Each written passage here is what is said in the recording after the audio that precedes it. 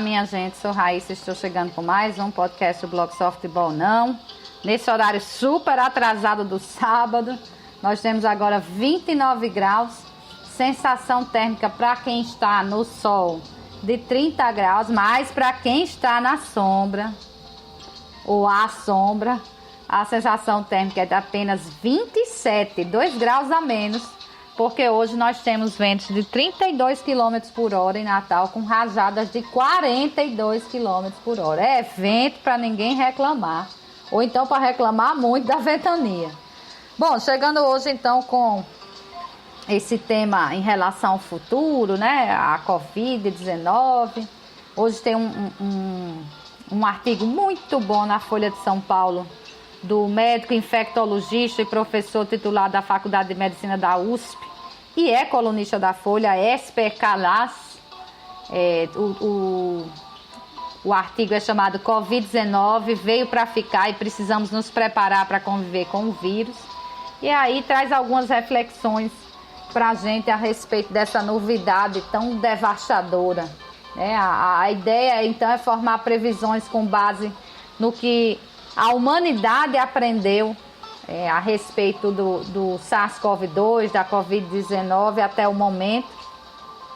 Já se sabe que o vírus chegou comprovadamente, né, em novembro de 2019, quer dizer, caminhamos para chegarmos a um ano de existência, pelo menos, da doença aqui com a gente, e a gente usa isso de conhecimento, mas também o que se tem de outros coronavírus que já fazem parte do dia a dia da humanidade. Segundo, então, Esper Calas, muito provavelmente esse novo coronavírus veio mesmo para ficar. Ele usa como projeção para isso os outros 4 tipos que nós temos de coronavírus que causam resfriado comum, né? A gripe, que são os HCOV, né? HCOV é o nome. 2 são do gênero alfa, 2 são do gênero beta. Esses HCOV, né? Eles já convivem com os seres humanos há muito tempo. Não se sabe exatamente quando, porque quando eles surgiram não tínhamos esse avanço tecnológico que temos hoje. Por exemplo, com o surgimento da Covid, em pouco tempo já havia o sequenciamento genético dos vários tipos. Já se sabia que o tipo que veio para cá era o tipo que estava na Europa ou na Ásia, e por aí vai, de tanto conhecimento, né? Então, existem esses 4 que continuam aí, nunca foram embora. E do gênero beta ainda existe mais 3, que são a SARS-CoV-1, que é de 2002, a MERS-CoV, que é de 2012, e a que a gente chama agora de SARS-CoV-2, que é de novembro de 2019, que causa Covid-19, né? Esses 7 tipos de coronavírus pularam em algum momento aí da história, eles pularam de animais silvestres que eles habitavam para os seres humanos, e aí a gente se lascou, para resumir, né? É muito pouco conhecimento ainda. Temos muito conhecimento, mas, por exemplo, acho que já tem outro podcast, eu já havia comentado aqui, a SARS-CoV-1, por exemplo, ela foi embora de repente. Então, uma vacina que estava muito avançada, mas que ainda ia entrar em fase de teste de humanos, terminou suspensa, porque chegaram à conclusão que não valia mais a pena. Já pensou se estivesse pronto? O quanto a gente não avançaria agora, né? Então, pesquisa, ciência tem que ser sempre incentivada. Essa aqui é a verdade. Bom, para entendermos um pouco mais de por que a gente sabe tão pouco, né? Os vírus mesmo só vieram a ser descobertos em 1876. O primeiro conhecido foi um chamado mosaico do tabaco, causava essa doença, né? Mosaico do tabaco em plantas. Em 1881 foi descoberto, então, o primeiro vírus que causava doença em humanos. É claro que a gente já tinha vírus antes, mas foi descoberto, descobriram que era um vírus, um novo ente, né? Que ninguém sabe se vírus é um ser vivo ou não. O que causava a febre amarela, então, foi em 1881. Para se ter uma ideia do pouco conhecimento para lidar com isso, somente no início do século XX, século passado, nós estamos no 21. Então, lá em 1900 alguma coisa, foi que começou-se a usar, por exemplo, o termômetro clínico para medir temperatura, para saber se uma pessoa está doente ou não. Só para dar uma ideia do pouco conhecimento que tinha naquela época, e por isso que a gente não sabe há quanto tempo esses vírus, que inclusive causaram aí pandemia de gripe, etc., estão por aqui. O que é que se sabe, então, a respeito dessas coisas? A gente pode ter tido outras pandemias na humanidade e nunca tomamos conhecimento delas, porque não se conhecia os vírus antes, porque não se sabia como medir, por exemplo, temperatura. Então, podemos ter tido N pandemias e não sabemos. Ficamos sabendo já da gripe, a primeira, né? E a partir dela tivemos outras, como a da AIDS, e essas outras da MERS, da SARS, que também chegaram com tudo, mais agora nesse século. Olhando para o resfriado comum, o que é que a gente vê? Que o resfriado comum, ele ataca mais as crianças e a gente tem um pico nos meses mais frios do ano. A SARS-CoV-2 já faz o contrário, né? Ela não tem atacado muito as crianças, ela tem atacado os idosos. E qual seria a explicação para isso? Embora os meses mais frios realmente foram os meses que arrocharam o negócio aqui. A explicação, a hipótese que esse médico, né, Esper Calas, fala lá na Folha, é que o caminho seja o seguinte: causam epidemias, né, esses vírus, levam ao acúmulo de pessoas com defesa, já que à medida que eles se espalham, e aí ninguém sabe o período exatamente desse espalhamento, mas à medida que eles se espalham, as pessoas vão desenvolvendo defesa contra ele, e a partir daí as infecções migram para aqueles que não têm qualquer resquício de imunidade, que são justamente as crianças que vão nascendo, não as que já estão aí, as que vão nascendo e que não foram expostas a uma epidemia anterior. Então, o que se espera em relação à Covid-19 é que ela também faça esse caminho. Saia, isso baseado no conhecimento até aqui, tudo é suposição, hipótese, baseado no que se tem dos outros coronavírus. Que ela saia dos adultos, saia dos idosos e siga para as crianças. Deve infectar mais crianças. Hoje elas já infectam bastante as crianças, né? O coronavírus infecta, mas os sintomas são leves na maioria das vezes. É o mesmo caso da gripe também. Imagina-se que vai ser esse o caminho da Covid-19. E a justificativa também é até um pouco cruel. É que adultos e idosos, eles contaminados, vão ser menos atingidos, porque ou já foram contaminados e infelizmente faleceram, em virtude da forma grave da doença, ou se conseguiram sobreviver, já estão de certa forma imunizados. Há ainda uma discussão em relação a essa imunidade, quanto tempo dura e tudo. Já tivemos aí relatos, por exemplo, de reinfecção da Covid-19. O coronavírus, os outros tipos, o do resfriado comum, por exemplo, os 4 do resfriado comum, eles infectam mais de uma vez, isso já se sabe, né? Tanto que nós temos no mesmo ano, às vezes, gente com mais de um resfriado, mas normalmente essa reinfecção ela não vai resultar numa doença mais grave. Essa pelo menos é a notícia boa. No caso aí da Covid, parece que nem doença está sendo resultada nessa reinfecção.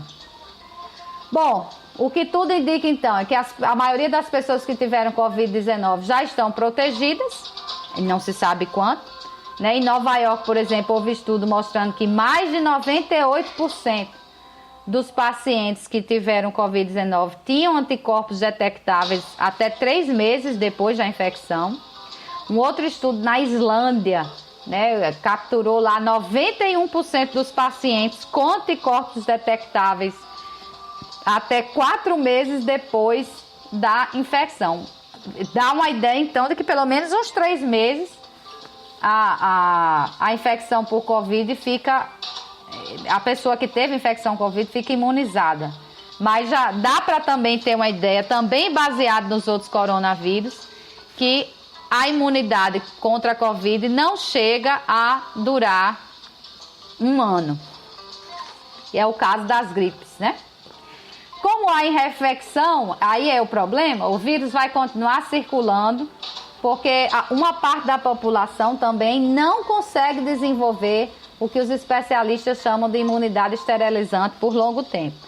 E aí, Se a gente somar também o grande contingente de pessoas assintomáticas, fica mais claro que é difícil, de fato, se livrar dessa desgraça, desse SARS-CoV-2. Parece que ele veio mesmo para ficar. Sobre vacinas, temos muitas perguntas ainda. Temos 200 em desenvolvimento. 35 já estão em testes em humanos, segundo a OMS.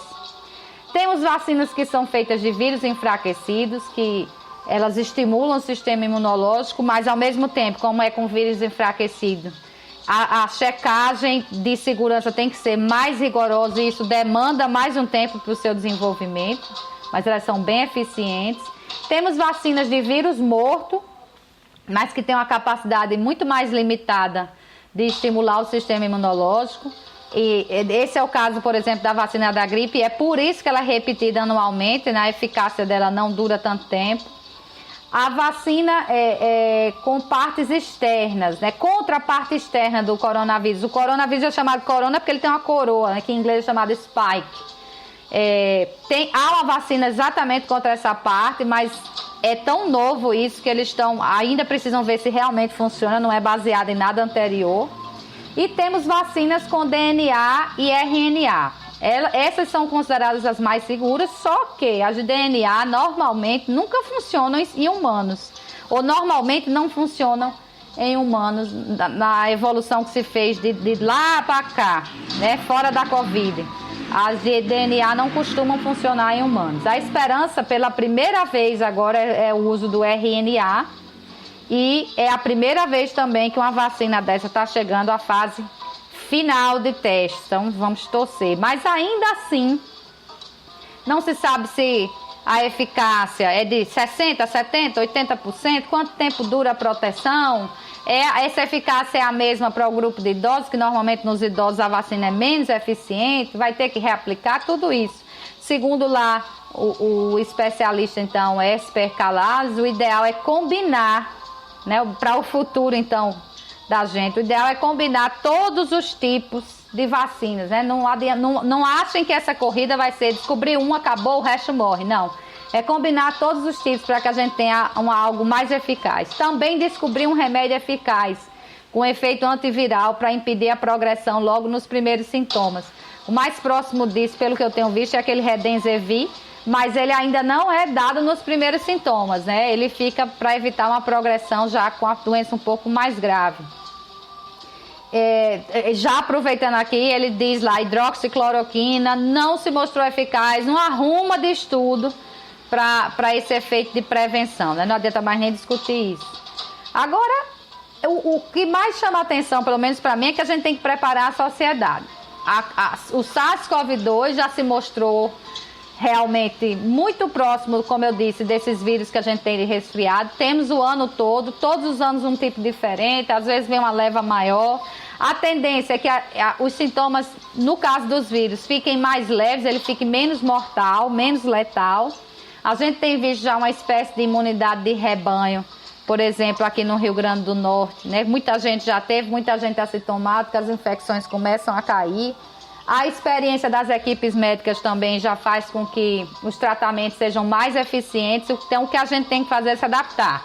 É usar máscara, é lavar as mãos, é usar o álcool em gel, evitar o contato ali numa área menor do que 1,5 metro entre as pessoas, para que a gente possa continuar com a vida. De fato, a gente não vai poder ficar isolado o tempo inteiro, a vida vai seguir como seguiu com os outros vírus, como seguiu com o vírus da gripe, certamente vai seguir com o SARS-CoV-2, ainda que as vacinas não sejam eficientes. Precisamos nos preparar para isso, torcer para que dê certo, mas se preparar para um cenário em que elas não deem certo também, porque tudo é muito novo. Bom, foi só um panorama aí rápido sobre o nosso futuro com a Covid-19, futuro presente, já estamos vivendo assim, com a Covid-19. Espero que vocês tenham gostado. Renovo o convite para sábado que vem, 10 da manhã, não nesse horário todo, sobre outros assuntos. E amanhã, domingo, 10 da manhã, sobre futebol. Até lá.